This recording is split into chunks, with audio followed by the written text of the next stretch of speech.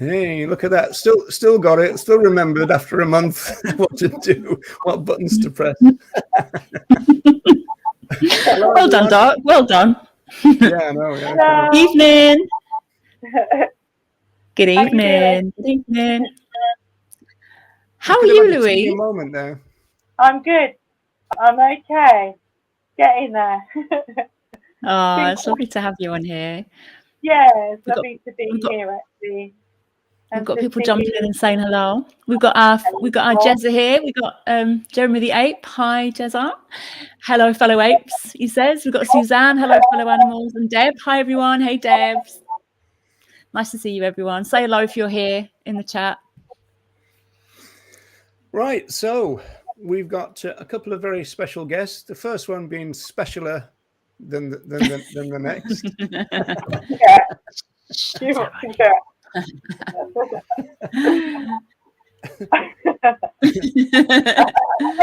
We all just laugh. So Louise, you've got about 20 minutes where you can speak uninterrupted. Wow. I don't know what that is, Roger. I don't know what that is. Yeah. I know. I thought it might be a shock. I thought I'd better warn you. Oh, shut your face. He doesn't know what it is either. Apparently.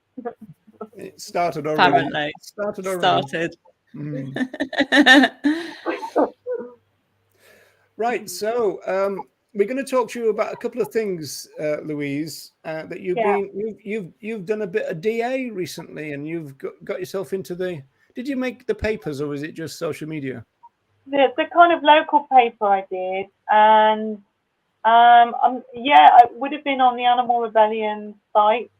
I think there's some video footage of me being helped out of the Luton ban, as it's called, and it's like a kind of big removal vehicle that was used to block the road. So there's some footage of that, but it's really local media that really caught up on it in terms of the papers.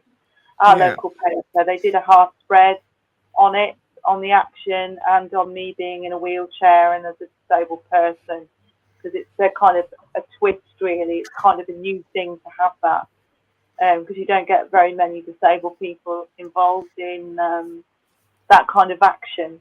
Yeah. Okay. So if people will be aware of Animal Rebellion, I'm sure, and they would probably be aware that there's been a dairy focus in the last while. So it was all part of that, wasn't it?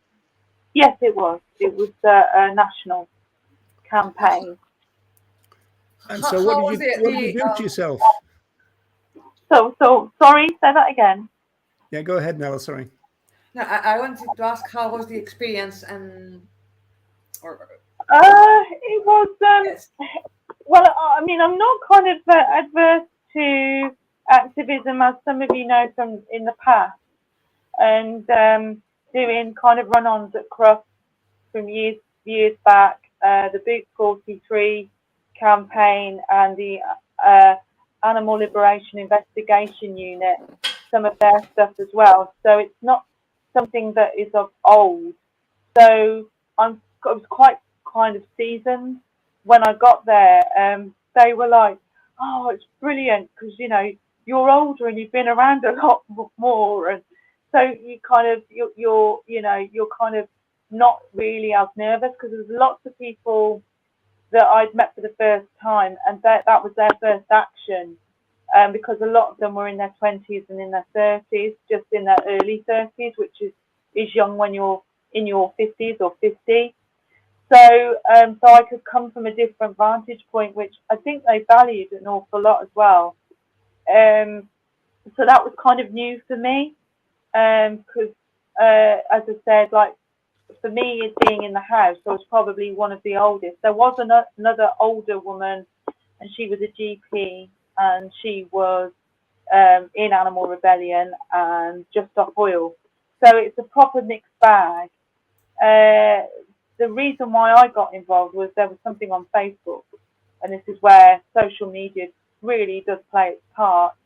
They were looking for people to pledge take part in the kind of dairy action. And so I thought, can I really do this? Am I able to do this as a disabled person and get the help that I need? I'm older, I'm in a wheelchair, I'm more infirm. So the practicalities of it were really quite important for me to understand, and for them to understand as well as. But I have to say, they were absolutely golden where I was concerned, and there was nothing that they wouldn't do for me. They would do everything that they could so that I could achieve that goal.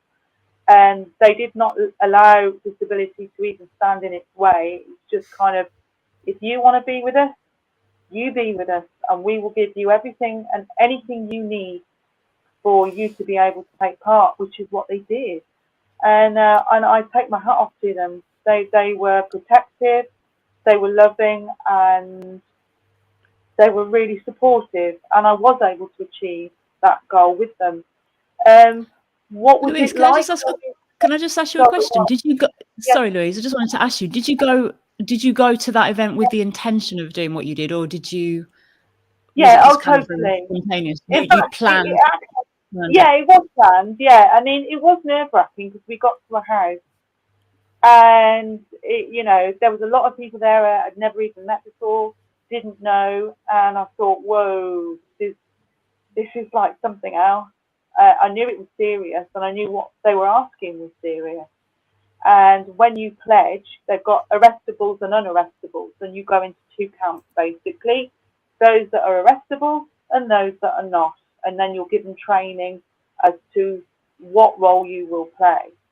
And I went into the arrestable because I thought, right, I do want to be arrested for this.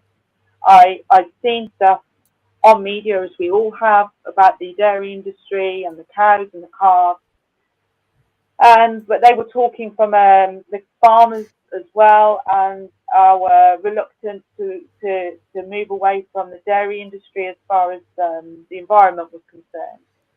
That wasn't, I mean, for me, it was more the cow and the calf, and there were so many vegans in the house.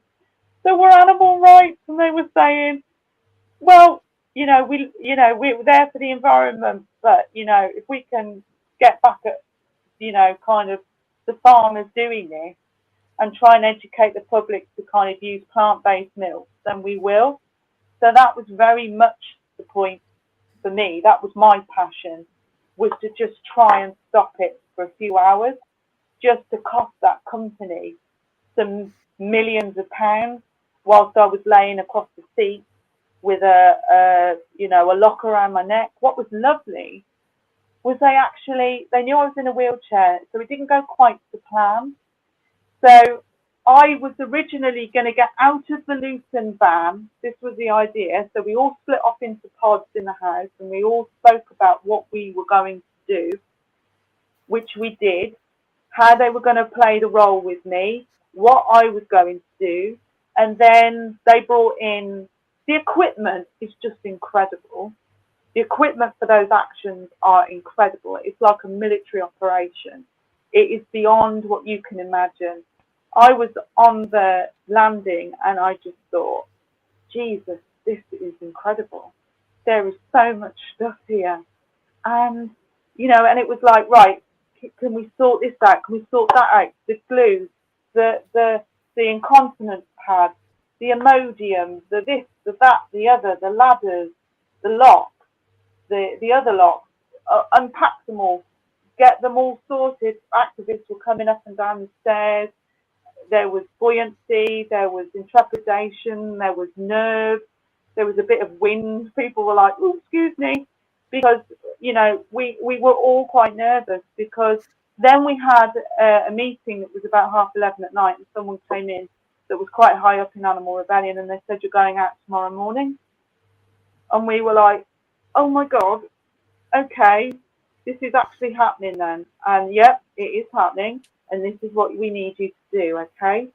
And so I was like, taking a few deep breaths, and I could feel my heart in my chest kind of beating just that bit more. And I thought, right, okay, let's do this. And then he said, right, got 2 locks for you that are really special for your wheelchair. So they brought them in, and they were like woven material. There was locks inside it, and then like a barrel lock. It's just a bike lock, but it was quite a fancy, 2 fancy ones, and they're quite short. And I thought, ooh, this is good. I like this.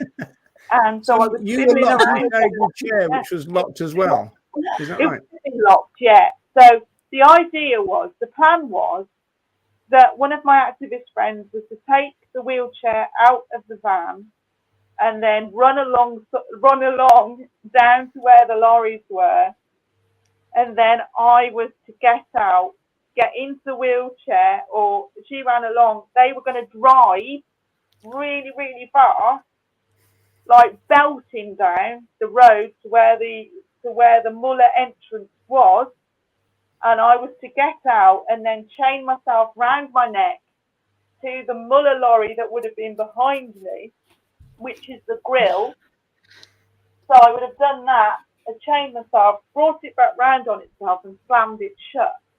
So I'd worked this all out. I knew what I wanted to do because I did it where I was. I planned it. I thought, right, I'm wearing an incontinence pad so I can piss in it for as long as I need to.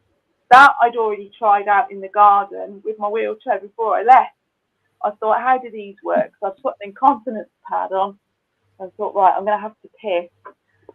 Do a full bladder and do a pee. So I did, and I thought, hey, these are good. You can go anywhere and you can just piss. I thought they were for the police, Louise. I thought the pads were for the police.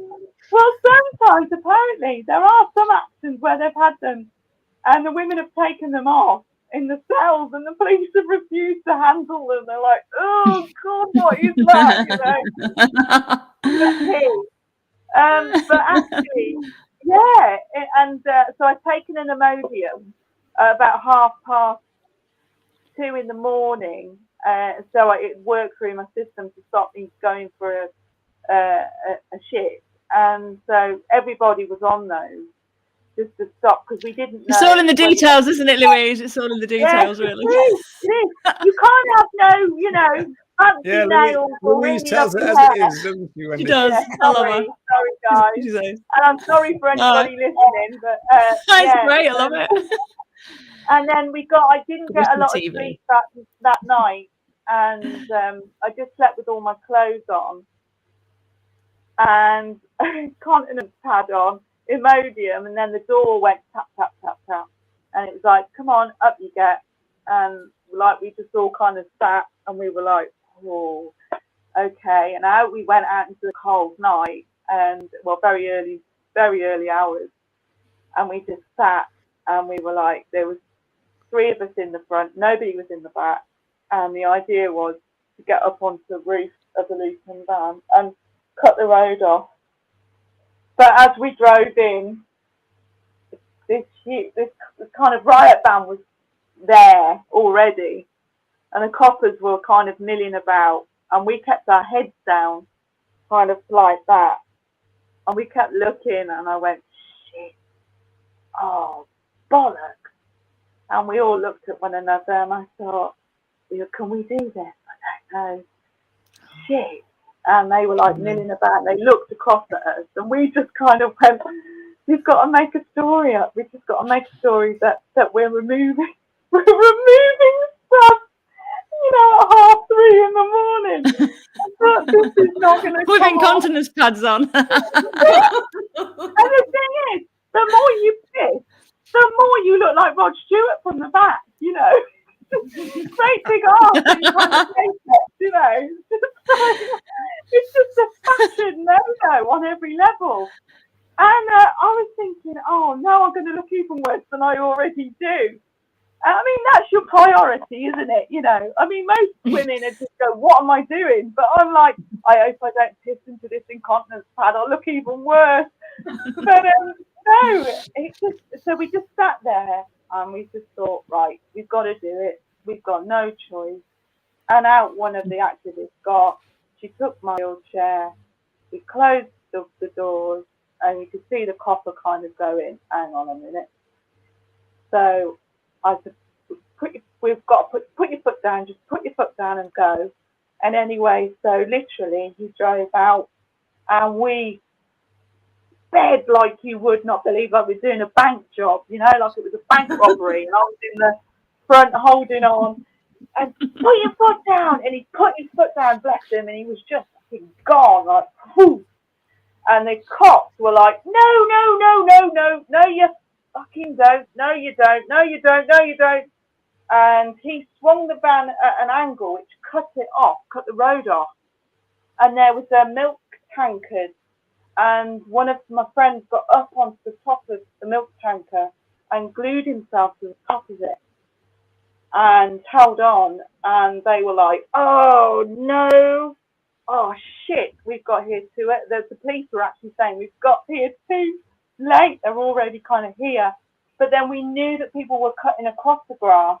They've broken through and got up onto the silos, which is full of milk. Thousands and thousands and thousands of litres of milk stored. So they got up onto those. And, of course, I couldn't see in the dark, so I didn't know what was going on. There was blue flashing lights everywhere, and everybody was running around, and some of it was a bit chaotic. Other parts of it went absolutely brilliantly. And then I found myself sat in this cab on my own. And I thought, well, I'm not going to get out of here, and I can't chain myself to a lorry because there isn't one. It's further forward, and I'm not going to get to it. So I thought, fuck it, I'll shut the doors. So I closed the doors over while they were the police were taken over by everything else that was going on. And I thought, right, I got the chain out of the bag that I'd taken. I'd already got, it was 1972 too, the code. So I twisted it to that 1972 too. And then I put it quietly around my neck. The coppers were all round. And one guy was like looking like that at me. And then he turned away and he was talking to a colleague. And they were all talking about this Luton van and what to do with it. And I put the chain round my neck like that. Put it round the steering wheel nice and slowly, nice and quietly. And then slammed it shut. And he turned like that and he went, oh, for fuck's sake. And realised, shit, she's gone and chained herself to a fucking steering wheel, which means we can't get into the vehicle to loosen her. We're going to now need a specialist team to come in. And apparently there's only 2 or 3 of them in the country. This is a national event. So we knew potentially we could be there for hours and hours and hours. So okay. I laid across the front seat. It was a 3-seater. So I laid right across with the chain and I stayed there reading out this quote or letter that I put together about why we were doing it, for the environment, for the cows, for the calves, fuck the farmers, and that kind of thing.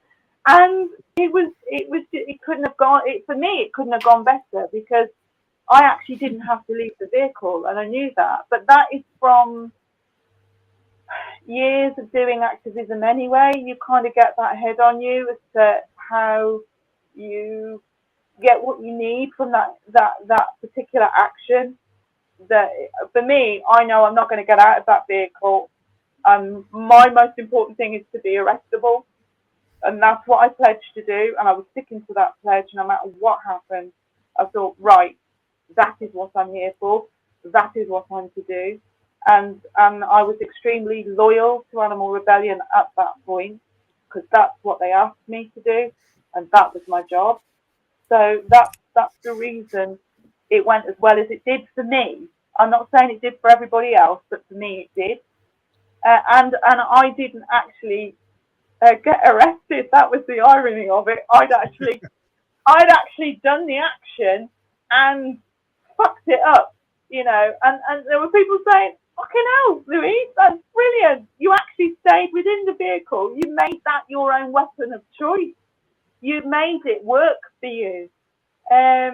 So the high of that was just lovely. And as I lifted my head just enough to be able to see the banner on top of the silos, oh, it was so moving, because most people only see that you know, on social media or on the TV, but for me to be able to see it and have been in contact with the activists that the night before we were all talking about it, to see it come to fruition, and they were just as nervous and frightened, but to have that courage to just say, right, this is what we're going to do, and them actually able to achieve it was just incredible. It's such a lovely, lovely thing, such a beautiful feeling. I mean, if you could bottle it, you'd be a millionaire.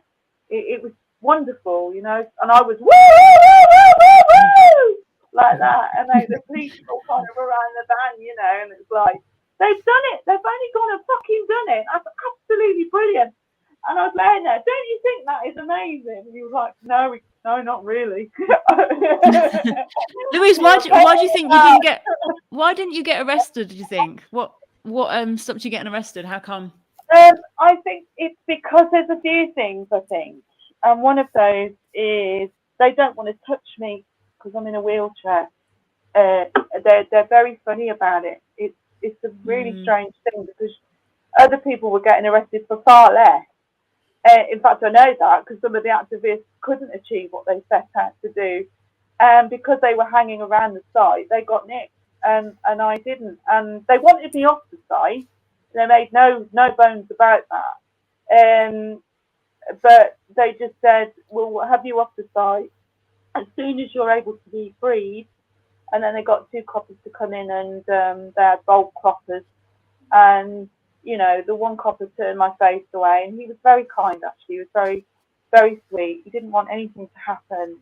And he was very concerned about me in terms of how long I've been laying there, what I needed as a disabled person, making sure that I was actually okay, whether they needed a paramedic just to offer pain relief or anything like that. All of those things they were having a discussion about, to be fair, which they did. He just said to me, can you just turn your face, Louise, whilst we get this guy to come in with a bolt cropper? So if we can do that, and he used his hand to shield my face with his glove, and then they just broke it, and it just went doosh like that, and then I was then free, and then he sat me up and said, right, you've gone off script now, Louise, because you're supposed to say they're all fascists and that they were. No, but I know. No, I know. We need to move on then to the second thing that we're going to talk to you about. Yeah. First of all, when I put this on YouTube, it asked me, is this suitable for children? And I clicked this thing saying this is not suitable for children. Today, I'm going to have to find one. This is absolutely definitely not suitable for children when I put it onto YouTube. Right. Sorry, so, I can use. No, I'm only joking. So have a look at this. Do you recognise this?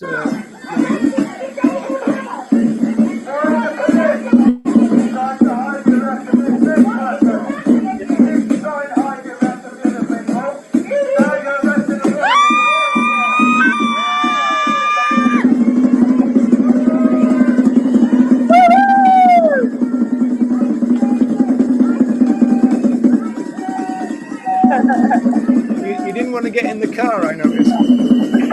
No.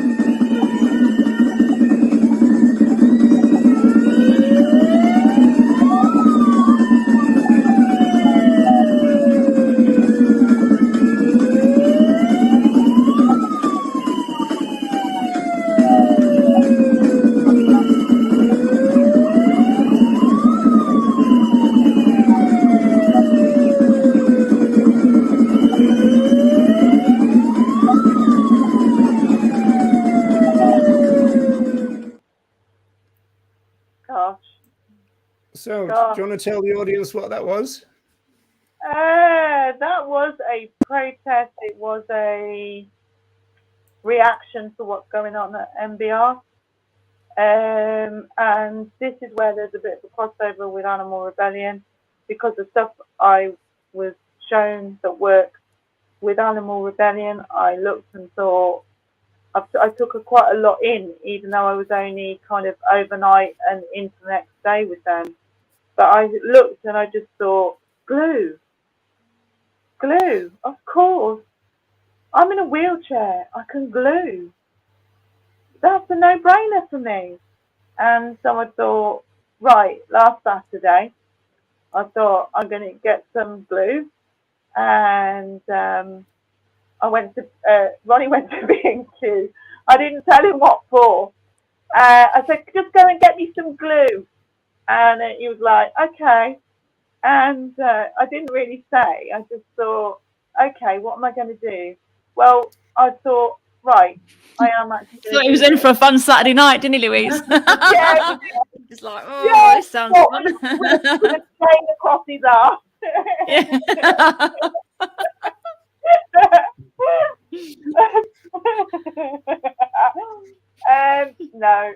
Yeah. Anyway, yeah.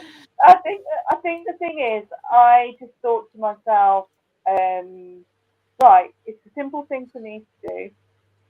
I'd seen the part of where there was like a thing on Facebook saying there's going to be a demonstration. It's going to be like an end of year kind of demo, shut down MBR. And I thought, right, okay, shut down MBR. So in my head, I thought, right, I'm going to shut down MBR. I mean, not that you are actually going to shut it down, but that's what I thought. I thought, right, well, I've got to try and make an impact. In my head, I thought I must try and make an impact. And there's been a lot of arguments with MBR, and I wanted to get past that to try and focus on the dogs, really. And not saying that people aren't focusing on the dogs in their own personal level. I know there are people there, so I don't want to necessarily disrespect that.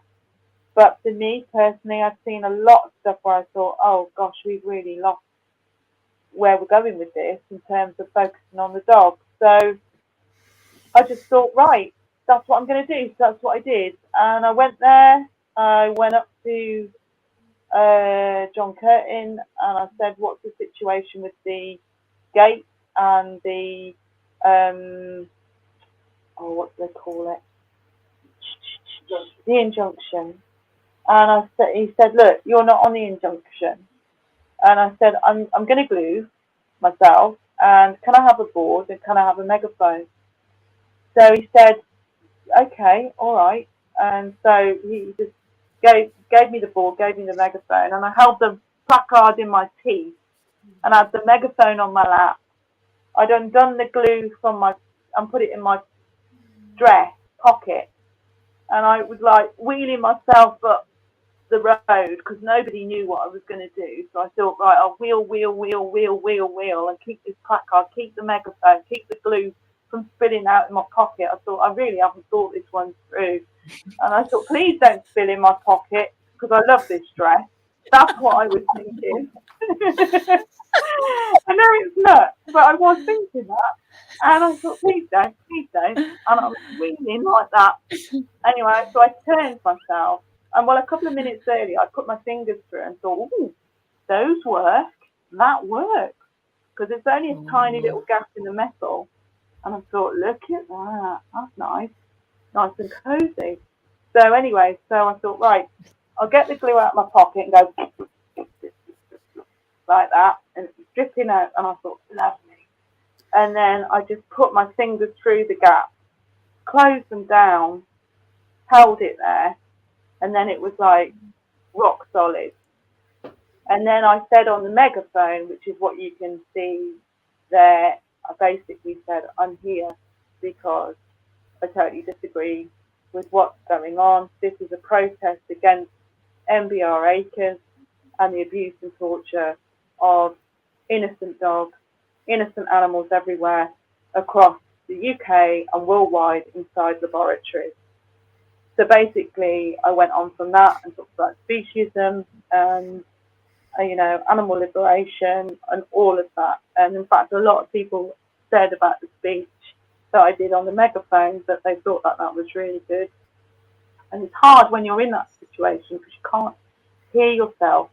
And there's so many different emotions going on that you can't see what's happening around you either. It's ever so weird. It's like you're on a ground level with it.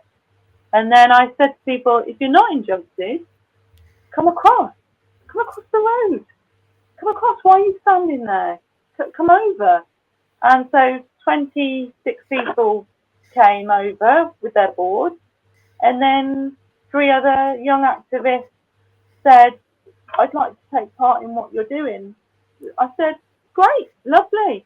I just happen to have some spare glue. Yeah, I do. I did. You've got some more glue here. You're welcome. So one lad, he said, I put his hand out and I went, and he stuck his hand on the fence. I love Louise's sound effects in there. I just think it just adds to the finesse of the story. I love it. And then a lovely girl, beautiful girl came up, and it was her boyfriend that glued himself. She took a minute or two, and she went, I want to do the same. And there's an absolutely beautiful picture of her looking up at me, and me looking at her, and her face is just a light. It's just so beautiful, and it's just lovely. And then another lad came, and he said, can I say, what you're doing is amazing. It's brilliant. I just love it. And I said, well, why don't you take part in it? And he said, how do you mean? And I said, here's some glue. Come over, everyone. I've got enough for everybody. You know what, Roger? It was getting a little bit So I glued his hand and I said, right, push it down onto the floor. And he went, right. I said, hold it. So I did. He did. And he went, I'm stuck fast. And I went, yeah, that's what it's supposed to do. And he said, oh, thank you, like that. And then this girl said, can I glue myself to your wheelchair? I said, yeah, of course you can. So come here. So We're all friends here. So does it hurt your hands, no? The glue? No, the glue doesn't. It's pulling away from it that does. If you pull, and you're stuck. Because you forget you've got it on your hand. Oh, That's what causes the pain. So you go to turn to someone and then you realise that you're actually stuck. And so we were all then stuck. Oh, right, you're all doing the I forgot. Yeah. But what about the cops? I mean, are they trained now that they can't try and pull you off and that kind of stuff? No. Everybody was split. The ones that had come onto the MBR ground that hadn't glued themselves were asked to leave and go. In fact, the police were a little bit pushy shovey at that point. There was a lot of noise, a lot of drums. Can't imagine that. Yeah. And so they started to kind of be a bit pushy shovey. And then a line of police cut us off from everybody else. At that point, everybody was a little bit more like, oh, this has got a bit more serious. And it was a bit like a mother hen. I just kind of said, you'll be fine. We'll be okay. Just take a few deep breaths. Let's all just take a few deep breaths and let them do what they're going to do. But that's what I'm getting at. They're trained now that they're not allowed to try and yank you off, as it were. They've got to go and get the thing that. They have a specialist team. Yeah. And that was brought in on Saturday, which isn't normally what they do. But this was a specialist team of people who come in. They know the compounds of the glue. You've got to remember Animal Rebellion, Extinction Rebellion. That's a tactic they use all the time. So for me to use it, they have to bring in a specialist team to do that.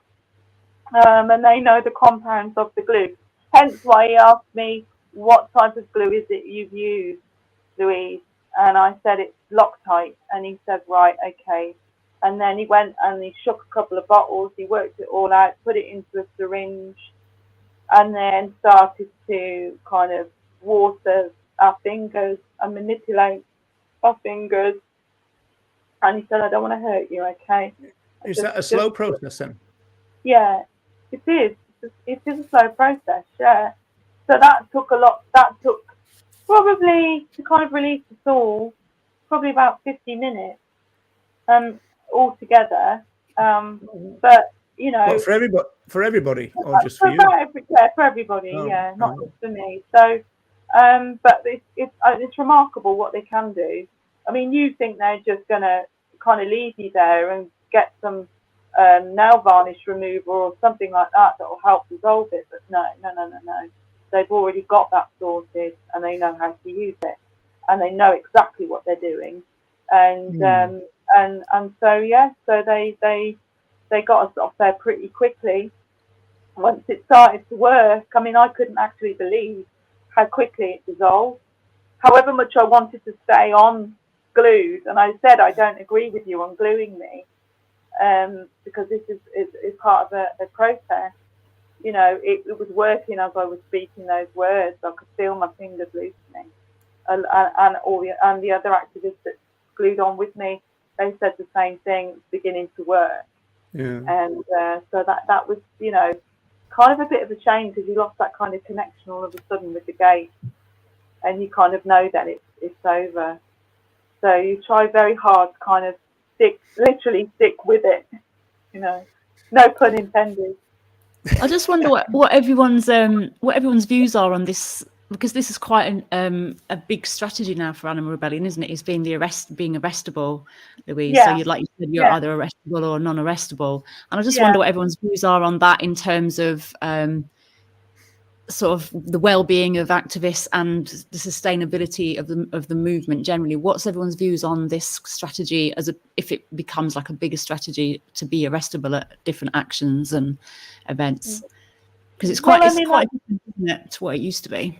Yeah, I think it is different to what it used to be, but I think that's come from years of activism and what works and what doesn't work, and also listening to the activists that are taking part in those actions, because none of this is easy. We're only human. There's nothing superhuman about any of us. We're only who we are, and that needs to be kind of protected in a way from a point of view of your psychological state as well as the activist type state, in terms of taking those kind of actions and how strong you are within it. So that's where I've seen a massive kind of difference. Is I can only speak for me. I can't speak for everybody else. But I found when I was kind of glued and certainly at Sevenside, I have to say, all of my kind of psychological and physical kind of things were taken care of. But it's a tactic that works. These are simple things, and they work.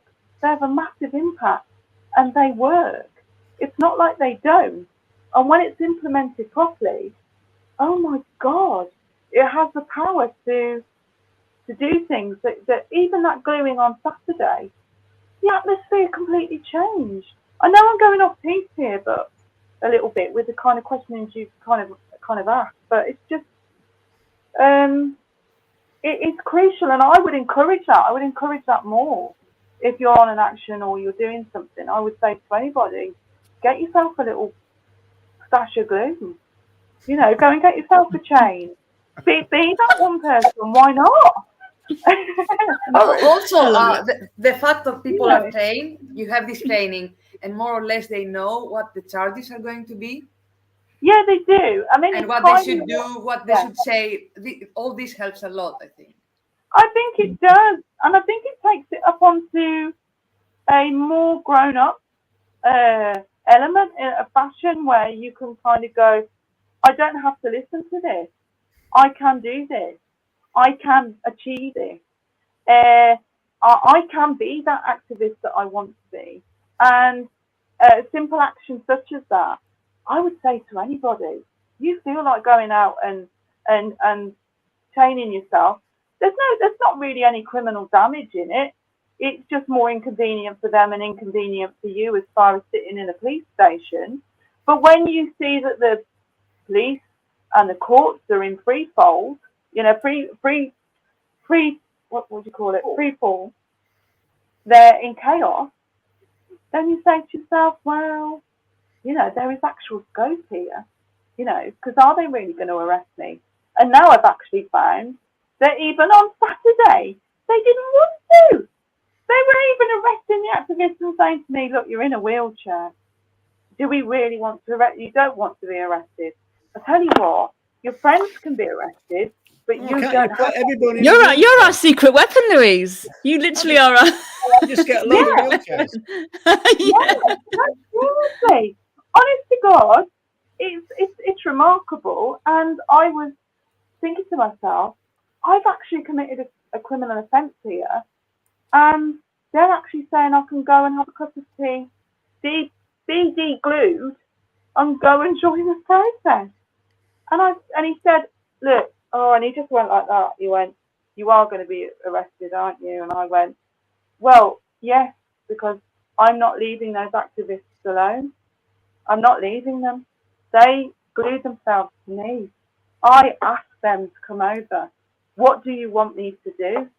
And he said, okay, fair enough. Then you are under arrest. I said, absolutely fine. Thank you very much.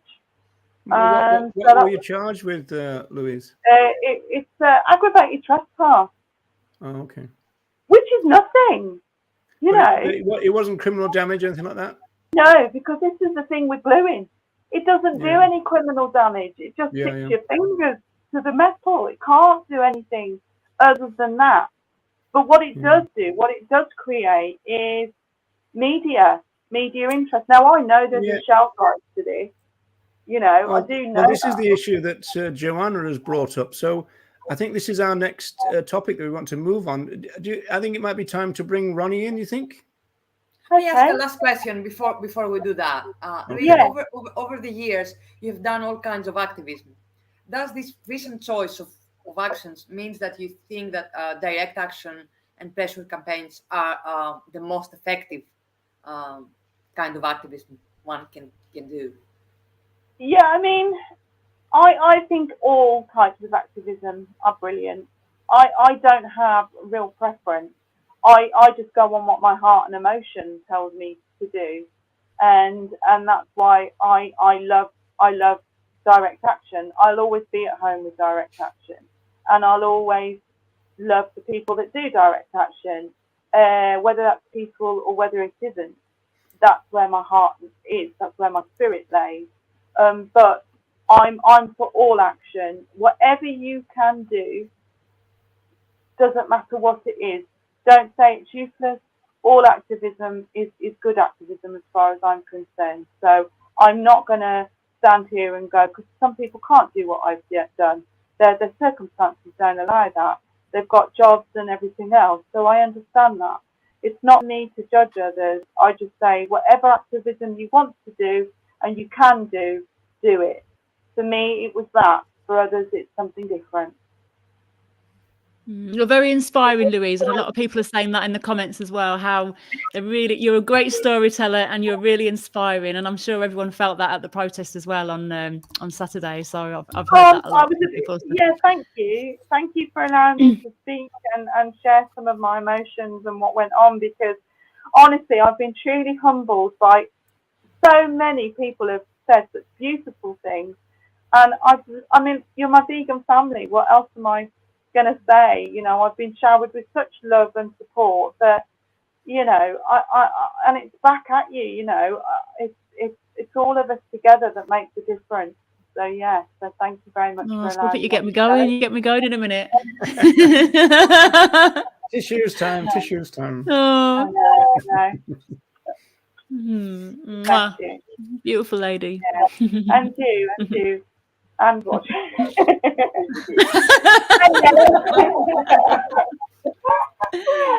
Oh, I love you, group. Actually, I love the four of you. I think you're awesome. I think you're amazing. Oh, we love you too. We love you. We absolutely love you. I'll let you bring Ronnie back in now. We're downgrading. No, I'm just kidding, Ronnie. I know. I'm only joking, Ronnie. Yeah. You know we love you too. Have you seen this comment? There's always a joker in the pack, isn't it? Look at that. That's terrible, isn't it?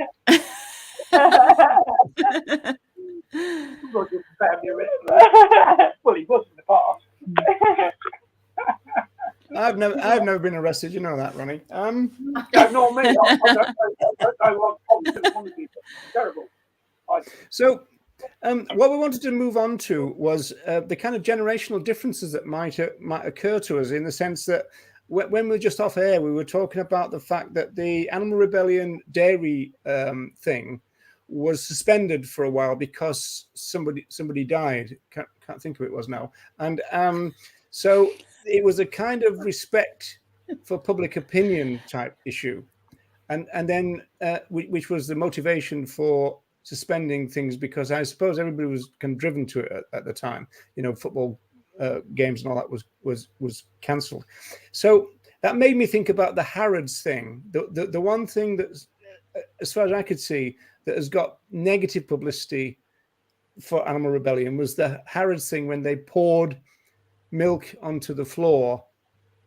And I wonder now whether all activists in this day and age, because it's the age of vegan education, have got to think more carefully about public opinion than we did in the past. Does that make sense? That question, Paul? Well, I mean, you can say if you want to. You want me to talk? Oh, yeah. Okay. That makes a change, Louise. Let him talk. Well, I think you see, there's a couple of things. First of all, did that create publicity that wouldn't otherwise have been created? Right. You see, I don't totally believe that all publicity is good publicity, but I think almost all publicity is good publicity. And if that had created publicity that wouldn't have otherwise been there, then some people will have been made aware by it. Because I always tend to think the people that get the most angry over these things are probably a lost cause anyway. We're not going to win everyone over. We've got to win, a substantial number of people over. We're not going to win everyone over. And I think some people are a lost cause. And I think where people get really enraged by these things, well, I think they're like, kind of, we're never going to win them over anyway. They'd almost like manufacture outrage no matter what you did, wouldn't they? Yeah. Because So in that sense, it could still be a positive thing. If stuff appeared in the papers and in other media because it did that, some people are going to be aware of that. I mean, look, depends on what company did. If there was stuff, other than it was just people spilling milk, and there would be bound to be like quotes from the activists, and they'd given their reasons for it, and people would have been educated by that. So I think probably, in that sense, it was still a positive action. Yeah. Do you want me to say anything, or? Yeah, go ahead. You're the guest. No, I mean, I'm pretty much the same as Ronnie on that. I think that, a lot of the people who are in Animal Rebellion are in their 20s. I think that they kind of have a kind of radical edge to them where they want things to change. And sometimes, like things that have gone on in the past, when you've had lots of protests, like you've had with Harrods, they've had like the Sagwa, and that they're not. They know about kind of controversy. They do know of the different things that they sell in those places and sell in like Harrods. They already know the kind of controversy of what they have in the aisles. And I think that's the reason why it was picked. I think because Harrods is very wealthy. It's a very well-known store. It serves the rich. And I think a lot of them think, right, this is about the dairy industry. These people more than likely have a lot of, they'll have the dairy products in their fridges, and they'll have their Sagwa and everything else. And they try and hit home where it hurts. And yes, it is controversial pouring milk down aisles. You can see why it might be, just even from the waste value side of it. But ultimately, they're trying to kind of say that the animals that have been exploited are no longer. The mother and the calf are long gone. So, okay, so it's a bit of spilt milk. Well, considering the damage we do to our planet on an everyday basis, a bit of cow's milk down an aisle, doesn't even touch the the kind of genocide of it all. Is genocide? Did you say there was genocide? Ecocide and species side of it. So I think that is actually what I would say. So yes, I think they were very much in line in doing the action that they carried out. Yeah. Okay. Anybody want to say something before I move on again? No, we've got lots to talk to Ronnie about as well, haven't we? Oh dear. Oh dear. We have a couple of things. I want to start with your three-part schemata thing that you've got, Ronnie, which is that all people should go vegan, and then all vegans should become activists, and then a lot of activists need to become organizers. Now, Yeah. It seems to us that there's a problem because we don't seem to be able to get much of that going within the vegan community. And I wonder whether you've got any kind of thoughts about, where is the blockage in moving that forward in the sense that, your plan is to have vegan education everywhere and all the time. And that requires a lot more people in the vegan community become organizers. But is there any real kind of sign that this is happening? I think there are some small signs it's happening. It's not happening as quickly as I'd like it to happen. But there kind of are some small signs, because you see, this is a kind of it's kind of another kind of different form of activism. I mean, talking about animal rebellion and how this, in a sense, is a kind of new form of activism that's only been happening just in very recent years. A new form of activism that's kind of got a lot of positives about it, a lot of potential about it, and kind of what I'm proposing, although it's like probably the opposite end of the scale, is a kind of new form of activism as well, because it's what I call community outreach, and it's something that we've kind of never really had before, or we've never had much of before. Because if you look at vegan outreach, where it happens and the type of outreach that goes on, it's almost always in the centre of big cities. People will gather in, sometimes, fairly large numbers, the centre of big city, and they'll do an event like AV, Earthlings Experience, or this We the Free Now. These various events, a lot of it involving screens and videos and stuff like that. And that's great. I'm all for all of that. But people aren't just in, people that need to be educated aren't just in the centre of big cities kind of doing their shopping. They're everywhere. They're in the suburbs of cities, they're in smaller cities, in towns and villages. And hardly any outreach takes place in any of those places. There's so many, towns, suburbs of cities where kind of nothing goes on. And the type of outreach I'm proposing is something that could be done in those places. And so it really is rather different than that outreach that happens in the middle of big cities. It's something that's much more community-based and community-focused. And so kind of, in a sense, the people that can do that, the vegans that can do that, can be people that, for one reason or another, wouldn't do the other type of outreach. So it's something that appeals to vegans that kind of have just got a little bit of spare time and maybe can deliver a few leaflets, or can help for a couple of hours at an information stall, at community events in their local town. It's that kind of thing. It's in a sense a kind of new form of outreach that's never really been done before. And I think it's just a question of getting people to see that, realise the importance of it, realise the potential of it, and kind of get involved in it, because it's not a difficult thing to get involved in. It's kind of like, such low level type of activity. Like, I mean, for instance, to give you an example, there's a woman in our local vegan group. She works about 16 hours a day because, on low wages. She's bringing up her granddaughter because her daughter's ill, for instance, and yet she just found time the other day to go and deliver 100 leaflets promoting veganism just around her local estate. And that's the kind of thing I'm talking about. It's that sort of activism where if we had enough people doing it, all right, people might think, 100 leaflets 100 leaflets, 100 leaflets is still something. But some people might think, well, that's not very much.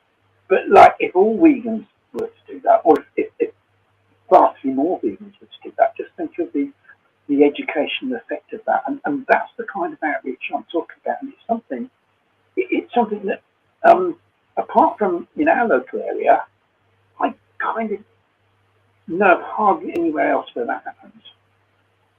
Yeah, so there's obviously something stopping that. Now, from my position, I mean, as you know, I've always got a thing about the relationship between the grassroots and the national groups.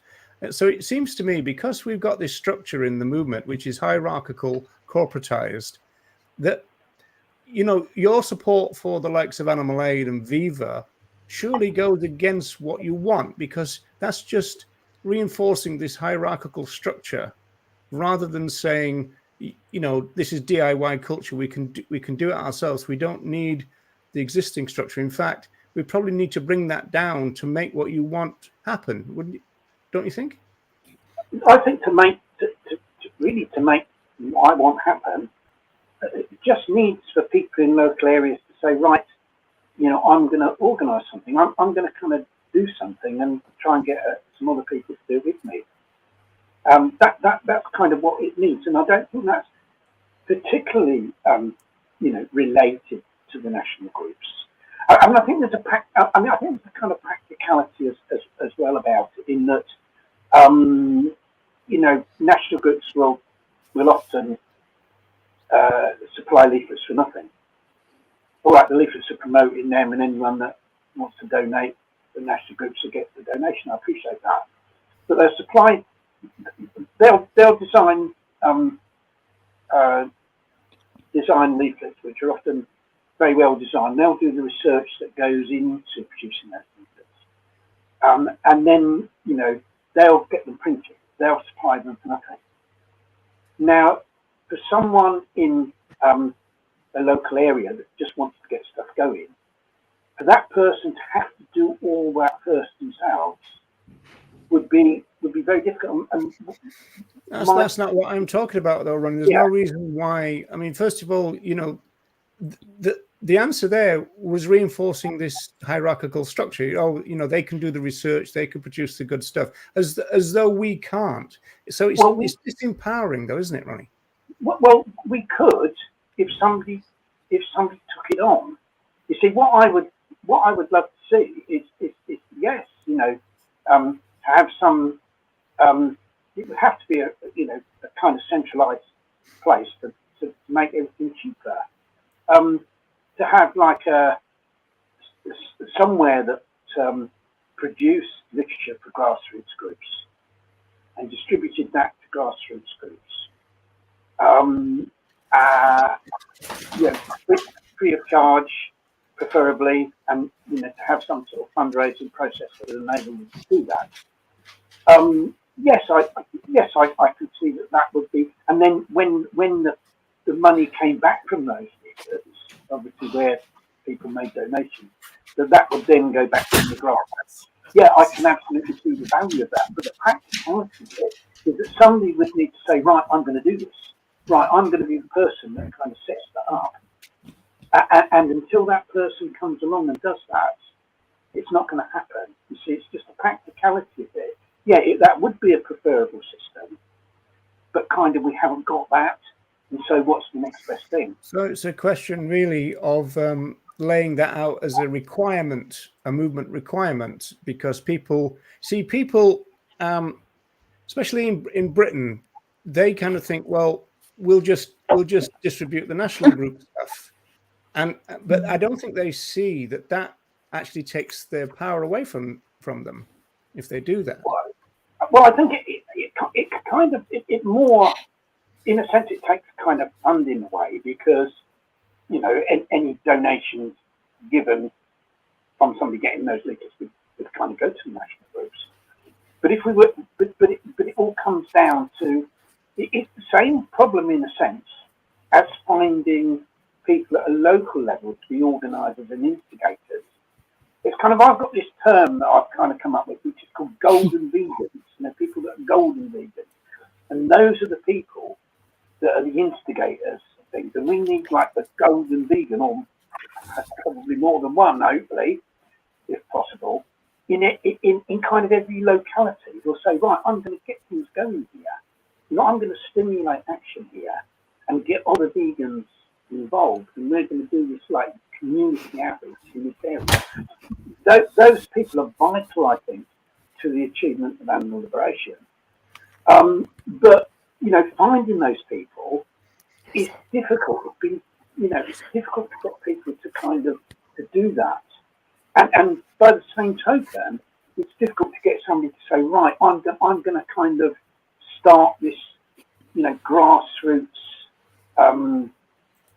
printing operation, to supply literature. I'm going to kind of act as some kind of coordinator of this local federation of grassroots groups, so that we can kind of be self-funding and produce our own stuff. It needs somebody to be prepared to take on that role. Otherwise, it's not going to happen. Yeah, I hear that. And that's always been the problem, because I suppose people are so busy most of the time. And I suppose in some ways the literature is there. Why not use it? I understand all that. It's just that it's the negative side of it that really bothers me, because we'd almost need a paradigm shift within the movement to get what you want. And I totally support the coming about of what you want, because I can see that that's the move forward. It's just that there seems to be a blockage, and I think that's one of them. The fact that people go, well, they're the experts, I'll just give out their stuff. And it's not the right mindset, is it? Well, it's not the ideal mindset, but it's the practicality of the situation you're in. When it's so difficult to just even get someone. I mean, in the county where I live, in Worcestershire, we've got, well, first of North Worcestershire, we've got our vegan group in this area, and we do all that stuff. We do all the community stuff. We've got about 5 other towns, small city, and 4 or 5 other towns. There's a chap just starting something in one of the other towns, and there's a little bit goes on in the 3rd town, but elsewhere there's not anything. None of it goes on, and trying to find someone in those areas to get things going, it's kind of so difficult, and that's reflected throughout the country. And this is the difficulty, is getting people to kind of take that on.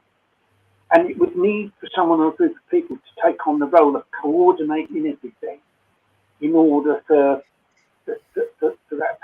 what you suggest to kind of happen. And so if that's not going to happen, then although getting the leaflets from the national groups and using them isn't perfect, it's better than the alternative would be that no leaflets would be distributed at all. That's the problem.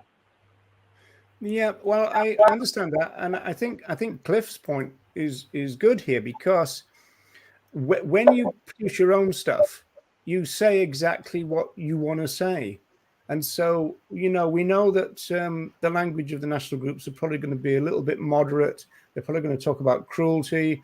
It's very difficult to find phrases like rights violations in national group literature. So if we to produce it ourselves as a kind of coordinated grassroots, and this is the age of the internet after all, then if we can't do it now, we'll never be able to do it. Well, it will happen if someone takes it on and say, and that's an important role, and maybe there's someone listening.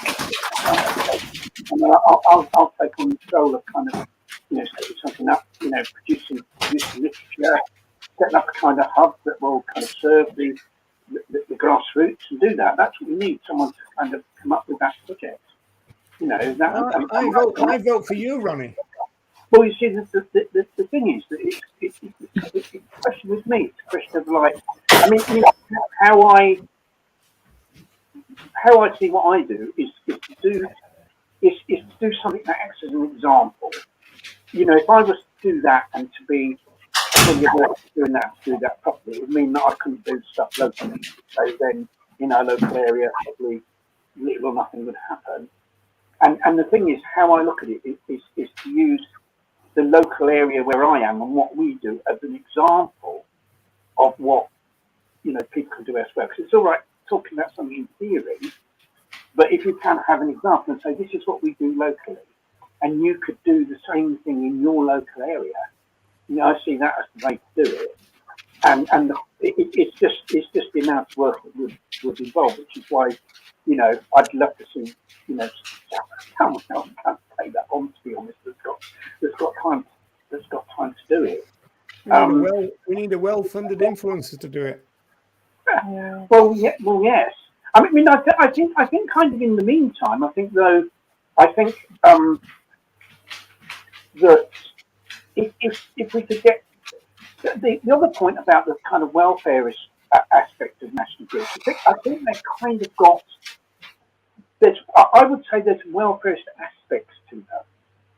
That, like some of the things some of the campaigns they launch are welfarist, and some of them are abolitionists, and it's kind of weird. And certainly, I'd say that a lot of the leaflets they produce are actually abolitionists. They're saying to people to go vegan, for ethical reasons, and then they'll have another campaign like CCTV and slaughterhouses or something like that is welfarist.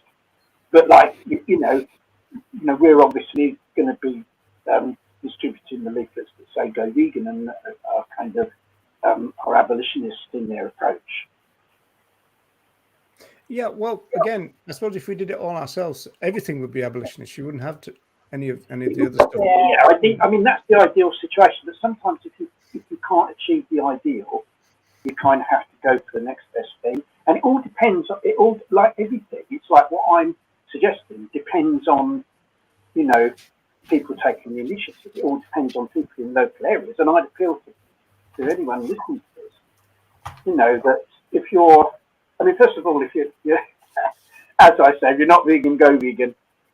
If you're vegan but not an activist, kind of become an activist and spread the message. That's quite important.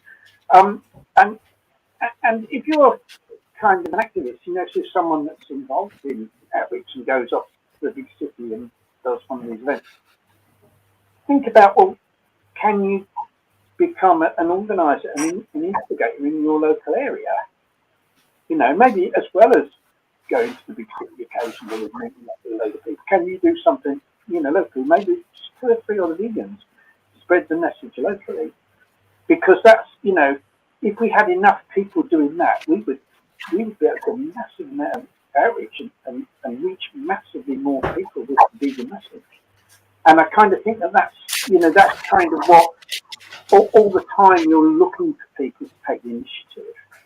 And it's the same with this, as I said earlier, with kind of creating the hub that we need to be able to create our own leaflets and to be able to create a kind of financial support for grassroots, because that hub could be used to attract finance that can be then distributed to the grassroots. In order to have that, we need somebody or a group of people to say, right, I'm going to take that on. So that's another really important role. We talked about, important roles here. One really important role is for people to become organisers and instigators locally of outreach. Another important role is for somebody or a group of people to take on this role of kind of creating a hub for the grassroots. Yeah. Well, I've spoken way too much. So, anybody got any? It almost seems like a vicious circle, doesn't it? It's like you've got the nationals doing all the work and the research and the leaflets, and you've got the grassroots with the abolitionist message, or we want to have the abolitionist message, but not enough people instigating for whatever reason. I wonder if that's to do with kind of sometimes lack of time or motivation, or also just thinking that you haven't got the skill set, personality, things like that. People sometimes think, I haven't got what it takes to organize or be a leader. So people like to turn up to events that are already organized. And I've heard a lot of activists say that they like they turning up to events like the old AV, or and in London now it's We Stand for the Animals are doing a lot of those events now, but people like to turn up to events that have lots of other vegans there, a lot of the camaraderie of it, rather than being on their own or going out into their own town with just on their own, or with just a couple of the vegans, or they might not know other vegans. There seems to be a lot sort of blocking people psychologically, skill set, time, resources. So then people do look to the nationals to go, they've got an event, they've got the leaflets, I'll go there. I think you're almost like in this vicious circle a lot of the time, aren't you? And then obviously the funding goes to the national, so then there isn't the funding in the grassroots. It just seems we're almost like at this block. I don't know. Yeah. I don't know what the answer is, and yeah. It's not just funding. I mean, yeah, funding is important if we're going to produce our own leaflets at grassroots level. But it's the work and the skill that goes into kind of producing the leaflet, which is why I think it would be better if leaflets were still produced kind of centrally, and maybe local groups, there could be a place where a local group could stamp their own information on it or something like that. Because that would make it so easy. Because if you had to have someone in every local area that was a skilled leaflet designer and that they kind of had to get the money together then to have the leaflet printed and all that, it would be very difficult. And I still think it would be better for those that kind of produce centrally, unless it was a leaflet particularly about a local issue, like a local. I mean, we've produced our own when we've held local events and stuff like that. But to produce our own for all the door dropping we do would really be beyond us at the moment, to be honest. And I think that's the kind of problem. I think the Nationals could be better. I think, this idea of community outreach and getting the message everywhere, it kind of would be better for them as well, because, if they're producing all these leaflets, then surely those leaflets are being produced with the idea of them being distributed. There's no point in producing those leaflets if there's no one there to give them out. See, so I think the Nationals could do more to encourage local grassroots activism and to encourage people to become instigators of that activism. I think they could do, and also in terms of encouraging their members to get involved with their own local groups. There's not that, doesn't that? Yeah, I mean, that's been done in the past, Animal Aid, BUAV, but it's a branding issue for them. They always, you use our collection boxes, and, it becomes a competitive thing for them, doesn't it? Yeah, I mean, Lee Wrenn writes a lot about that in her work, doesn't she? And she really, does quite an in-depth analysis of how this is affecting the movement, this kind of corporatization, and how the Nationals, almost like the grassroots activists, are almost like the unpaid workforce of the Nationals, and it's that ongoing funding for the Nationals that doesn't get into the grassroots. And then the messaging is different as well. Like, I know, Ronnie, you're really keen on that, spreading that very strong vegan message, but often that isn't always the case with the Nationals, is it? It can be very much single issue, treatment focused, welfare focused, that kind of thing, which doesn't always put out that strong abolitionist message. I don't know how you feel about that. Depends on their campaign. I think they can, as I said earlier, I think they tend to have some campaigns that are welfareist and some that are more abolitionist in their approach. Whether they think the welfarist campaigns might bring in more money, I don't know, and whether that's the reason they do it.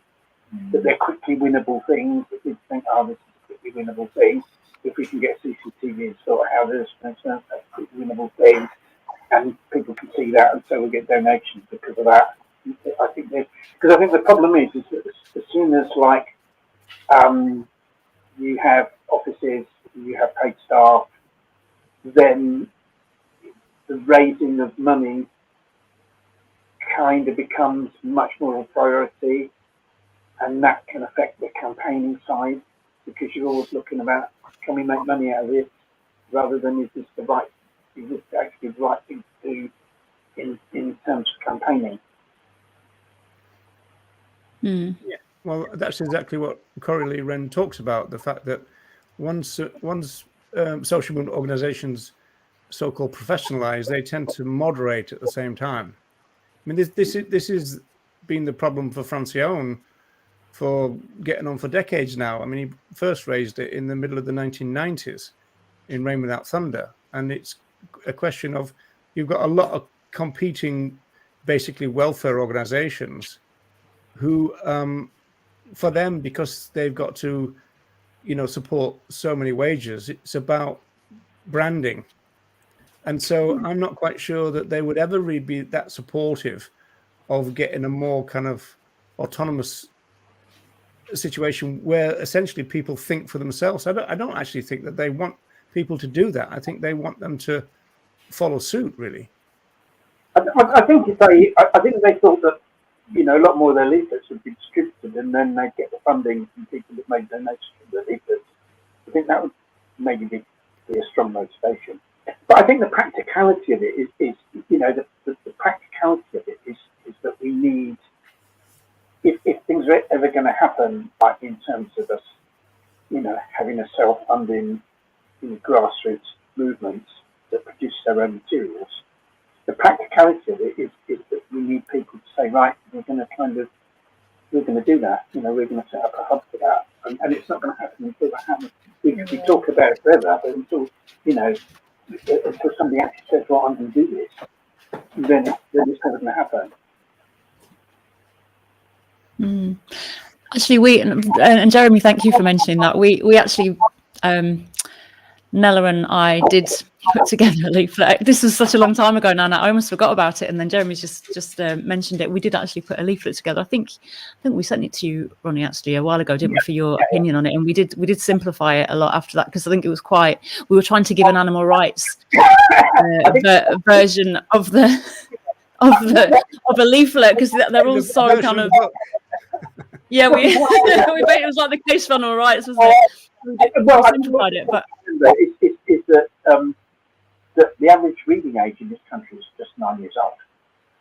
So you can't have complicated text on the leaflet. You want most people to understand it. You've got to have we did another version after that. really simple text if you're going to get people to understand it. I translated that one and distributed lately, and I actually got some really good feedback from non-vegans, even from non-vegans. Yeah. The simplified version they were doing. We did one for more for activists, and we did another more for kind of non-vegans. So But if anyone wants to see that leaflet and wants, we haven't got it on a hub or anything like that, but we can. I think we can PDF it. We have it on Instagram. Yeah. The difficulty is that it's great having you know, leaflets that people can download, but then you've got then they would have to get those leaflets printed, and then they would have to spend involved in that. And so, if those leaflets could be printed centrally and then distributed to local groups, it would make it a lot easier. We need an animal rights centre. You need grassroots, like a hub somewhere that will kind of provide that, and also for funding, because you see what people tend to do is you know, people that have got some money want to give to, you know, promote animal liberation, promote veganism, will kind of quickly look round for, like, the, you know, what is it, squeaky wheel gets the oil. You know, they'll look round for one that's really prominent, and they'll think, oh, I'll give my money there.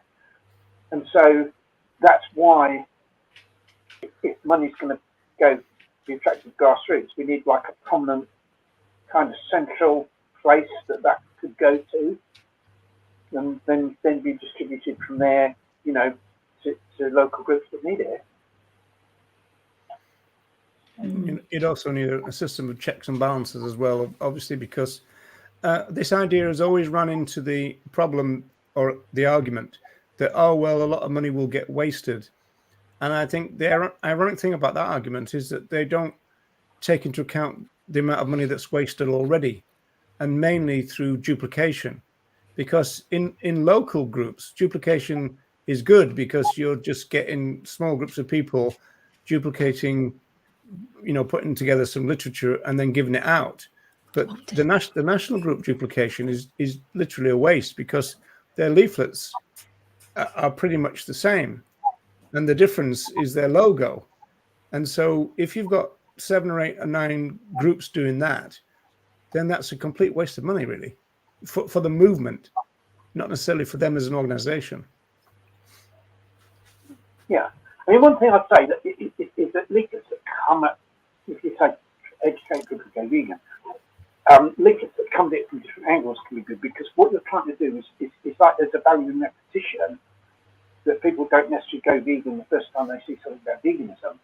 It might be the 4th or 5th time, something like that. So, like, if you're kind of like, we we do a lot of door dropping, and what we'll do, we'll deliver to an area, and then 6 weeks later, we'll maybe deliver to the same area again. If you're doing that, I would say it's better to use a different leaflet the second time, that maybe comes from a different angle, or that's something because otherwise I think, oh, it's that same leaflet again. Look. You see, so that's the thing. You need that. You can kind of need that variety of literature as well. Oh yeah, well I wouldn't disagree with that. It's also the case, right. isn't it, that when you get sorry, we're tying up, aren't we? Because I just realised. I've spoken way too much. Go on. No, we can never have too much, Roger. I think you get a big list of people who might sign a petition saying that that's not true. What I was just going to say, I forgot what I was going to say now. I think it was something to do with when there's a lot of events get set up by the nationals, and then there's kind of events being set up on Facebook or Instagram or around the kind of WhatsApp groups, and drawing in the grassroots activists to go and attend these events and then give out the literature and all this stuff. But then there's a real battle sometimes that goes on, especially for me when I kind of say, for example, it's someone like Peter who is setting up the event, and it's just, I have so many issues with that organization and some of their actions and things like that. And then it's like, well, would you go and support the activists at that event because you want to support your local activism and you want to get involved, but then you're putting your name to that, and anyone going past who then goes, oh, let's check out Peter, and then they check out that organization, and there are things that you don't agree with it. There's always that battle goes on, I think, for activists as well. It's like, do you support an action that you're not really completely aligned with the organization, but you want to support the activists? Or do you kind of think, well, I'm not going to do that, but then you might not do anything else in particular on that day? I think it's really difficult, because it's like you said earlier, something about we're not going to get the ideal, Ronnie, and it's almost like, do we sacrifice progress, and sacrifice perfection, I guess, for progress?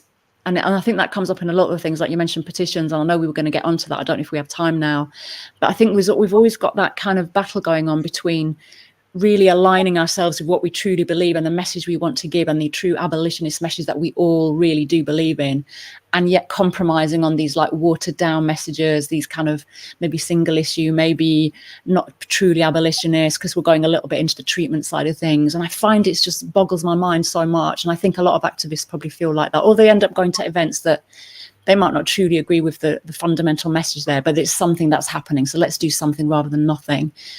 And I don't know if anyone else feels like that, but this troubles me regularly.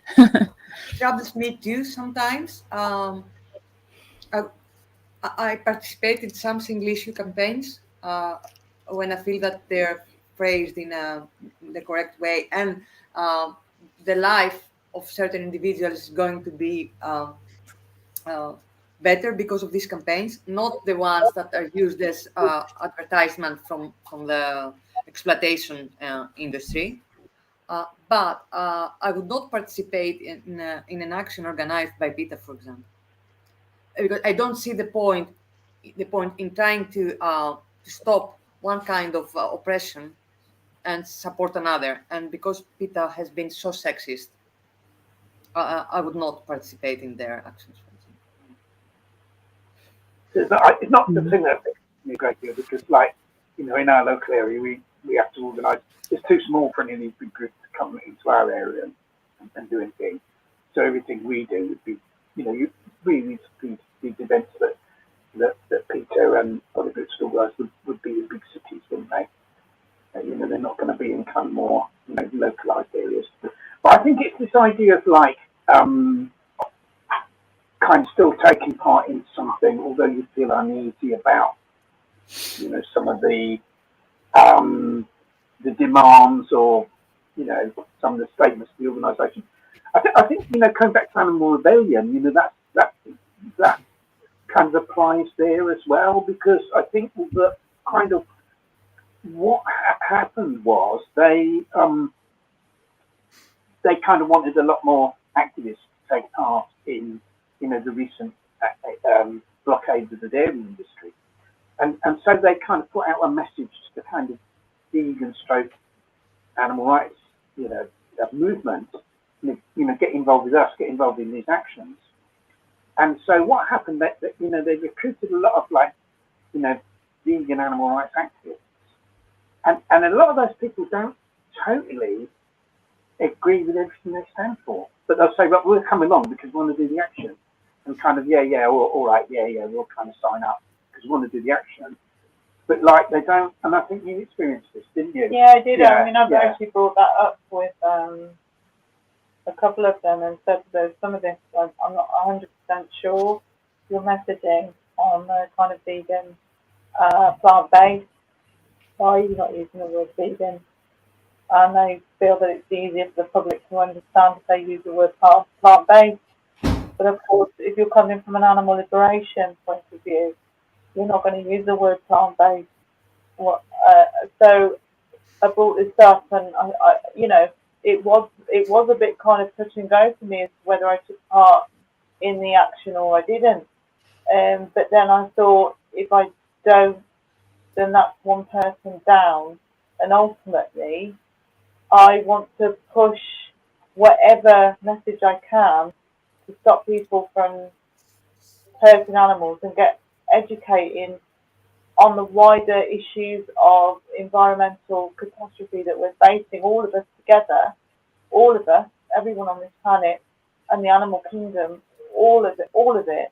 So that's where I thought, well, I'll put some of those things aside. I'm not 100% happy, and hopefully the vegans that are coming from an animal liberation point of view can influence also animal rebellion, because some of them are not necessarily coming from that hymn sheet, but if we all come together and we can share our histories, then they'll learn also to maybe change what they're doing. So that's kind of where I came from with it. So yes, I've experienced the same feelings as Nella, and Wendy, the same things, and Roger, the same things, where you kind of go, it's not 100% this, but if I'm not there, then I can't be a part of that message. I can't be pushing for the animals. I can't be pushing for better things, and then maybe discuss it at a later point with other people. But it's an ongoing thing with them, And it's not just me saying it. It is other activists that they brought in that have also said the same thing. So I think it is an ongoing problem. It's kind of because, well, you see, the research is also a little bit unhelpful here, because I think abolitionists tend to think a consistency of message is got to be the best thing that you repeat. So it's like advertising. Consistency of message is a thing, but I think there's quite a lot of research which goes against that. And if you've got something in the ballpark of where you want to be, then that might be enough, because people will kind of search around or be proactive a little bit. Whereas we tend to think, well, no, we've got to hit on the nail each and every time, I mean, Ronnie, just bring up our last issue, because we were asked to bring this up with you about this government thing, about the laboratories. Yes. Yeah. And so, was that in your mind here, that this is not totally what I would want, but it's close enough? Is that what you were thinking, or something? Well, I think what happened is there was a series of outreach events organised for Camp Beagle. It was probably a record in that there were 74 events I think took place throughout the country. I think that's the kind of the most events that have ever been coordinated. This were kind of street stalls asking people to sign that petition and giving them information about how to campaign against experiments on animals and support the campaign to close NVR acres. And I kind of saw it as an opportunity, really, to promote veganism, because certainly when we did our stall, I was giving out information to whoever came up to petition. And yes, there is a section of that petition that is problematic. But I kind of thought, well, So okay. you're talking about this bit just to highlight it, Yeah. And I kind of don't really know why that was in there. 'Cause I don't think it's necessary to have that in there, to be honest. See, I think the real problem with this, Ronnie, is the fact that the government response did the same thing, and they said, well, unless there's no alternatives. Now, obviously, from an abolitionist point of view, the alternative is just not to do the experiment, isn't it? Yeah. I mean, I think in reality that we're not really going to get any movement on this government at all regarding animal experiments. And it's the same, really, in a sense, with what Animal Rebellion were calling on the government, let's move the country towards plant-based outcomes. This government's not going to do anything like that. They're going rapidly in the opposite direction, aren't they, in terms of any form of protection of animals or the environment. Well, that's the one side of it, Ronnie. What are the government going to do with a petition? But also, you've got the side of the people who are signing it, and what kind of message. I mean, Popper is saying that it's actually anti-animal rights rather than being. I mean, I don't disagree with you. It's just that was a campaign that had already been organised, and I thought, if I can, there's all these people doing all these stalls everywhere anyway. If I can persuade them to give out vegan information as well to people, then that goes, towards tackling the whole problem at a more fundamental level. And that's kind of how I sort of look at that. But we're back to the question. What I would have done is just print out my own petition and replace that, and not use this one. Well, you see, what the situation was that people were getting signatures on a paper petition together with people's email addresses, and then the email addresses were being put on the so it was still that you couldn't get away from that petition. That was what it was. You just couldn't get away from that. And I thought the best I can do is to try and. I mean, I have to say, from my point of view, we have had actually some really good conversations with the public as well, and we've had Beagles, and we were chatting, and we gave out safer medicine and the humane research. Is that animal-free research? Animal-free research, and so from that point of view, it was good, and where we were, which is in Worcester. We're not a million miles away from the Quani that is in Ledbury, that is a toxicology laboratory. It tests everything there. So we did have some actually really good, interesting conversations. So it depends. Again, it comes back down to that kind of messaging and on what kind of thing you want to kind of try and put out there and to try and educate the public, because ultimately, again, it's about the public, and they're not necessarily going to understand that language in the petition. But what they do kind of understand is communication and you talking to them and giving them a good leaflet that they can actually take away and read and maybe get involved in doing stuff that's anti-vivisection. So again, it's back down to that kind of messaging, isn't it? And what we want to kind of achieve and what we want to do. That's the kind of thing. So that it was very positive on that level. However, there's obviously issues with the petition. Yeah. So, again, it's this kind of balancing things that you're trying to you're using that stall to try and, educate the public. When people came up and signed it, would you point that bit out and say, this bit is problematic or not? People don't really read it. People don't read it. People just thought it was a petition to ban animal experiments and then signed it. They don't read it. People don't read it. They just think, this is. Most people don't. So I think I know your answer to this, Ronnie, already. Can I ask Ronnie if he supports vivisection? Well, obviously not. It's just that's the problem with that petition, isn't it? I agree, and for me, the argument against animal experimentation is an ethical one. It makes no difference whether it's helpful to human health or not. It's still morally wrong. And I kind of think this is a problem. There's a lot of talk about animal experimentation being unscientific. You see, it's unscientific and it does more harm than good to humans and all that. Now, kind of that may or may not be true. If people ask me about that, I say, well, I'm not a scientist. I don't know the answer to that. I know a lot of scientists say it's unscientific, but I'm not a scientist. But my reason for opposing animal experimentation is totally ethical. No matter how many experiments the Nazis did on non-Aryan people, and no matter whether that helped the health of Aryan people or not, those experiments would still have been wrong. Exactly the same as animal experiments. Doesn't matter. If whatever benefit they might be to human health, they're still morally wrong.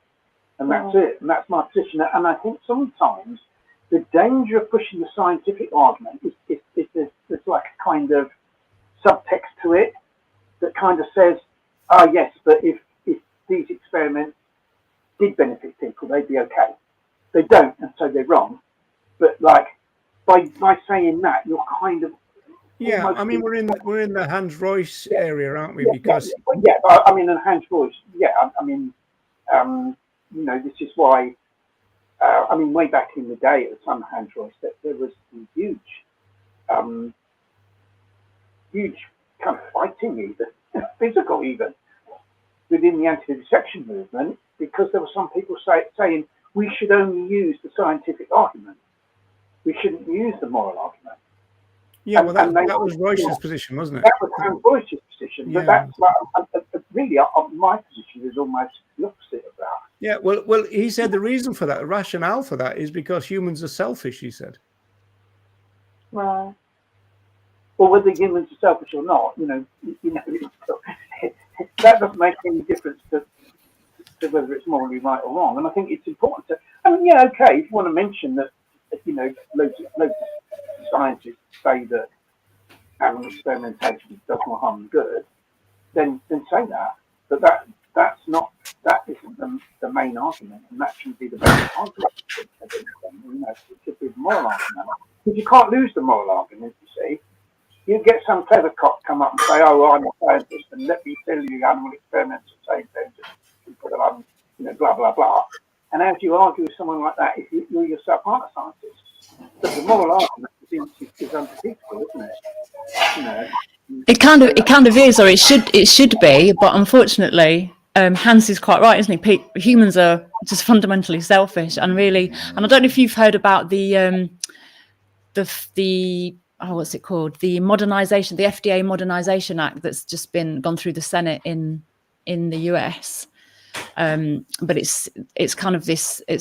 They're trying to get this a change in the law where it's to take away the mandatory experiments on other animals in order to modernize the experimentation and things like that, and drugs, drug testing and things like that. And I think in the end, what tends to happen when big things change in society, it tends to be driven by financial considerations and things that are detrimental to humans, doesn't it? That seems to be what drives change, regardless of morals. Because I think when it's framed as, these experiments are basically keeping humans safe, keeping humans well, promoting human health, and otherwise humans would be in danger, other animals, the environment would be in danger if we didn't have these toxicology tests going through other animals. When things are framed that way, all people hear is, if we don't have this, basically I'm going to die, my children are going to all be at risk, the environment is going to be more dangerous. So people hear that, they almost don't really care about the morals and ethics of it. They just hear their own survival. That, isn't it, then? Yeah, exactly. I think you just got to keep putting the moral argument. I mean, I'd say, well, look, I'll say to people, I support experiments on humans to save other animals. And then people are outraged and go, oh, yeah, I could do that. I said, well, what's the difference? And then you get into a discussion about, why do they consider humans to be more important than other sentient animals? And they can't sustain that argument. It's an unsustainable argument. You see, it's a bit like the kind of people that go around, saying on the streets trying to sell dog burgers, and then people are horrified, and then that provokes a discussion about, about veganism, animal products and stuff. It's the same kind of thing, but getting people to look at things in a different way. Because people are selfish, but unless we kind of change that, we're not going to. But I think also as well is that the government wants to keep us that way to a large degree. That's how you kind of feel. They don't really want that change. They don't want anyone thinking outside of the box. They don't really want anyone thinking at all. And even for people who are actually thinkers, those laws come in and they try and squash that. So, we've discussed this sort of thing before. So I think it's, I think it's something that, I forgot what I was going to say now. What was it about? About government and the government things change. Yeah, that's basically it. And so I do feel sorry in a sense for the public in that sense, because I think a lot of people are actually a lot more open than we realise. They would like to know more, but they don't know how to kind of reach out. Like when we've done stalls on vivisection, I didn't know this still went on. Do they still do this? And you kind of get that a lot. Yes, it does. And you realise there's such a huge gap between all of it, and the government's done that feed off that, same as laboratories and massive pharmaceutical companies. They do exactly the same. They feed by fear. Well, if we don't do this, then that will happen. And so people don't really want to question it, or they're too scared to question it, or they go, oh no, okay, I'll leave it then. And so you never actually get that cohesiveness between us all. You do get a lot of it in Ireland, actually, Louise. It's quite interesting. A lot of people would come up to us and go, oh, well, for example, they were horrified to find out that there were fur farms in Ireland. They were going, oh, well, in other places, but not in Ireland. And it was kind of like that. Okay. People never think it happens in their own country. No. But you see, I think, or if it does, it's better in their own country. Yeah. Kind of. It's a problem with the government. The government won't, support animals, and first of all, because there's a lot of money in it being made for their chums and big business. And so fundamentally, you've got to change, the government. You've got to change the type of government we've got. And how do you do that? And fundamentally, you do that through vegan education, because it's who votes the government in. Where do the politicians come from? They come from the general population. Unless you change the fundamental attitude of the general population, then you're not going to get the right politicians, and you're not going to get anyone to vote for them. And so that's why I say that, the fundamental way of ending animal experimentation is to educate people to be them. Yeah. I think that's true. I suppose it's too late to alter that petition now. I mean, do you know who wrote it, Ronnie?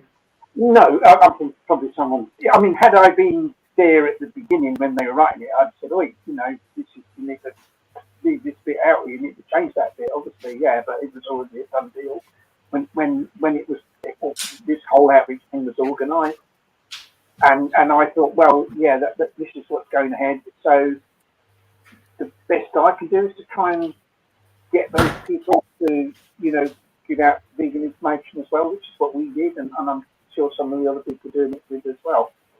I mean, I'm not even sure some people were even aware that was in there. No, I don't think they were. Because I've got to be honest, I wasn't aware of that. And had I been aware of it... Funny enough, Clifford said that, but see, the thing is here, let me see if I can find another... I know that seems a bit crazy me saying that, But I mean, the thing is here is that, well, nobody should be signing petitions without reading the bloody thing, surely. No, I think that's very true. But I think for me, because I'm just used to there being an anti-vivisection petition, I didn't think that, I thought it was animal rights that had done the petition, so I didn't think, oh, I really need to read this. I just thought, well, that's going to be a good petition. I didn't think anything else, because I just thought it's an animal rights stall with good stuff on it, with a good petition. I had no idea that little sliver of whatever nonsense was in the right at the bottom of it. Yeah, well, it seems to me that some kind of form of feedback needs to be given to the author of this. Clearly. Yeah. I think the thing is, though, it kind of in a sense of some deal because it's already achieved 100,000 signatures, which means it can be debated in Parliament. The government's made a response. I mean, I think the sad thing is, but not in our terms, Ronnie. The debate will be, well, you know, if there's no alternatives, there's no problem. That's the problem with it, isn't it? Yeah, I think the effect, the best effect of it would be that it might reduce animals. Sorry, that's Dylan. I know. It's Dylan. He had to go in his crate because he wouldn't stop climbing on his crate, and he was nearly falling through. I think when people were saying earlier, "What's that noise?" It was Dylan climbing on his crate, and he's so heavy, it's nearly sinking in. So he's had to now be put in his crate just to keep him a little bit safe. And so he's crying. Hey, Dylan, you're a very naughty boy. He's going to have his dinner in a minute. Oh, bless him. Well, we ought to wrap up really fast. But so are there anything else we can? Any last thoughts from anybody? Hey. Please mute the background noise. Sorry, Suzanne. But that noise was a dog person, so I think we can be forgiven on the animal rights show for a dog expressing himself. Yeah. Probably I'd like to say a bit about animal rebellion, and in general, I kind of think it's like a kind of really positive thing. Although, people could argue about certain things regarding it. Kind of, I think what's happened with direct action is you can't do the old type of direct action anymore. You can't do direct action anymore where you hope you're not going to be caught. The idea of the ALF and all that was that you'd do something that was probably, pretty serious in terms of criminality, and that you kind of thought you'd had a good chance of getting away. Of course, we always ended up being caught in the end. But are you saying you can't climb walls and run away now, Ronnie? Is that what you're saying? Well, you can't. Well, you can climb walls and run away, but you'll be on CCTV and you'll be tracked or through the whole road system by the road number plate recognition cameras. See, this is the problem now. We're so much surveillance.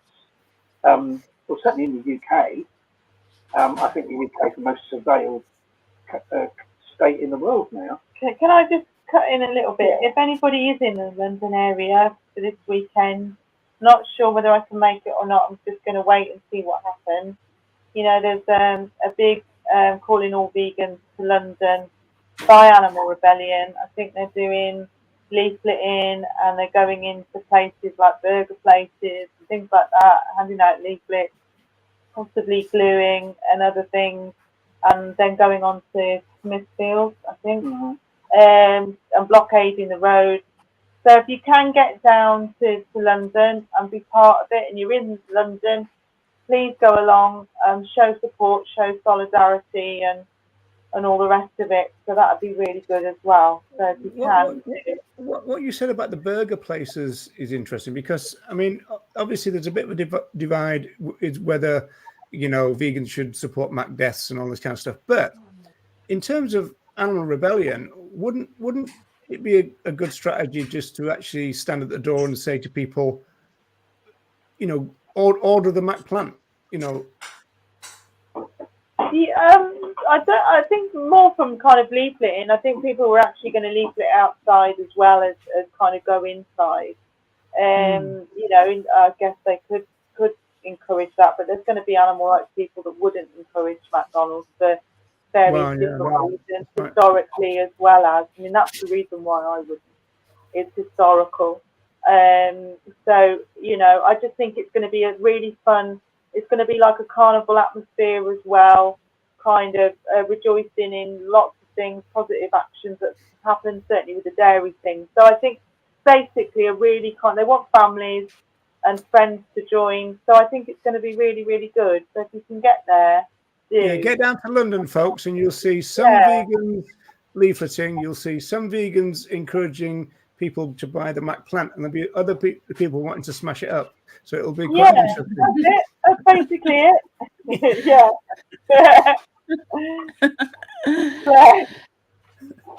An interesting mixture. Yeah, very much so. Yeah. Do you know what I think we did really well tonight? Sticking to the hour. Amazing. Oh yeah. Isn't that Well, 1 hour each. 1 hour each. Wow. Oh no, I knew it wouldn't be. We had too much to go through. Have we got to go? No, I was just going to say, I think it's interesting that animal rebellion has kind of developed a strategy, and it's been used by other groups like Meet the Victims and DXE. I think kind of use it as well, where they go for like a kind of low level of criminality. So people are I'm low level criminals. So you're not going to get like thrown in jail for 10 years or something. And so low level as in sticking yourself to the floor. That's pretty low level, isn't it? Yeah, where you're not going to kind of, you're not going to. Do you know what though? Do you know what? My nightmare is that I get stuck to the floor or a gate and no one bothers. I mean, I did phone the police and ask them to leave, but they said no. There's Ronnie Just there walks going, over you like, nothing oh, to she's see there here, again. just move away, folks. Nothing to see here. Put a square out the gate that you're stuck to and bank along with it. You know?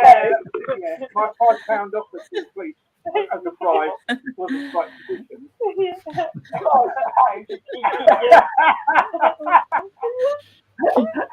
Now, Louise, I'm sure you're such a lovely person that nobody'd ever do that to you, so don't worry about it. Oh,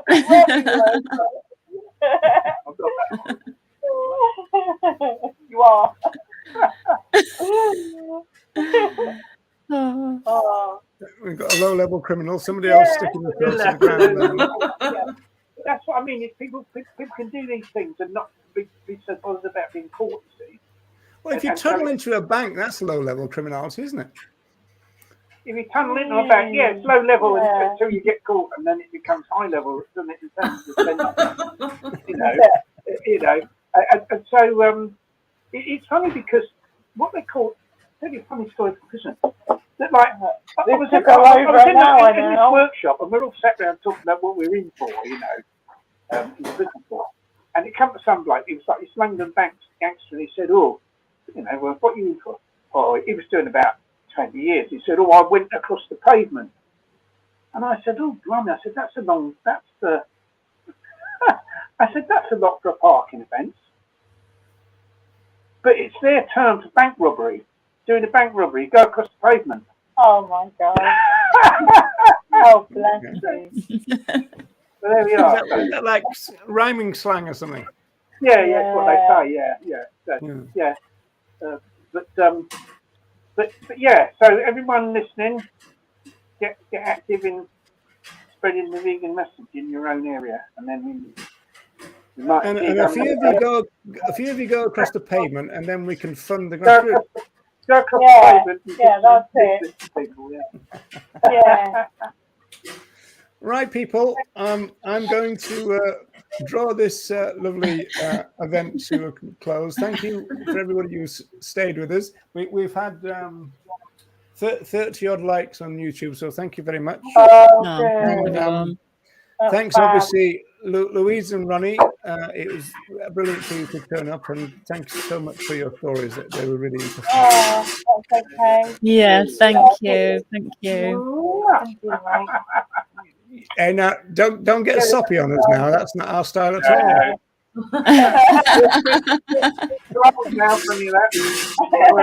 Right, people. Bye. Oh, thank you, both of you. See you soon. Bye. Bye. Bye, John Boy. Good night, Jim Bob. Good night, Mary Ellen.